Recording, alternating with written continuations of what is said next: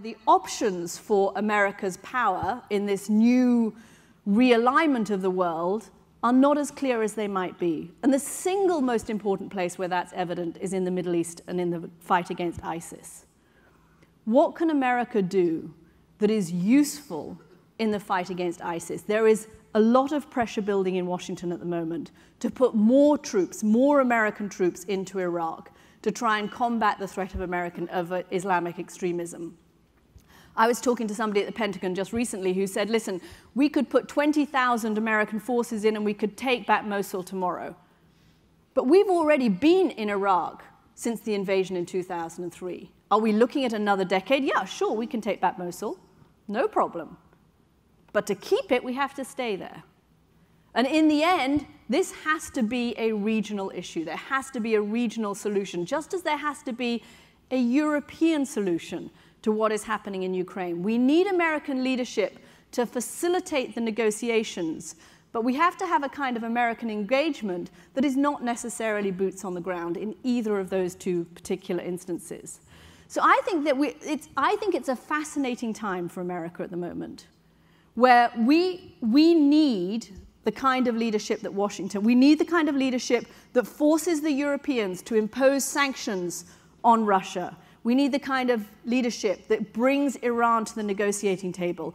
We need the kind of leadership that pushes the Iraqis and the Turks and the Saudis to deal with what is basically an Arab problem, a Muslim problem in that part of the world. And they are terrified of what is happening in that part of the world. You look at the Shia arc of Iran, Iraq, Syria, Lebanon, Yemen, and the rise of the Houthi Shia rebels down there. And of course there is a lot of nervousness down there in that part of the world, but I don't think that it is necessarily the most useful thing for American national security to have a big invasion again as we've seen in the past. And I don't think there is an appetite here. But what we don't want is for the American public then to say, okay, we're so dissatisfied with the kind of role we've had in the past that we're going to really row back and really retrench. I just don't think that's an option. What happened on 9/11? We woke up to the ugly realization that the world can come to you, even when you are least expecting it. And America has to be engaged in the world. We are all better off when America is strong and engaged. And I think the world realizes that. Of course, every now and again we have kind of schadenfreude about what is happening in this. It's a bit like our big brother. I remember during the 2008 election campaign, and my editors are fascinated by American politics, and John McCain nominated Sarah Palin as his running mate.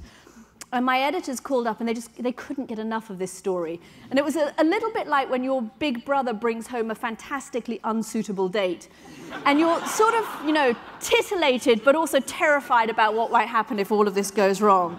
And that is kind of our relationship with you. I mean, we have this wonderful big brother relationship with you where sometimes you do things that we think, my God, really? Sarah Palin, Donald Trump? Wow.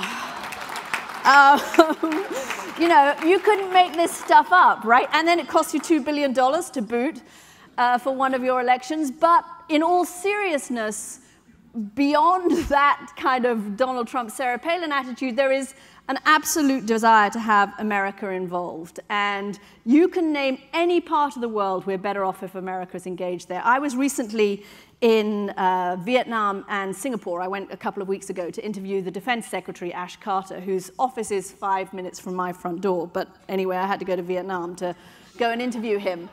And he was there basically on a mission to reassure Asian countries that America is still committed to Asia, has not got sucked into the endless morass of the Middle East, and is there to be a bulwark against Chinese expansionism.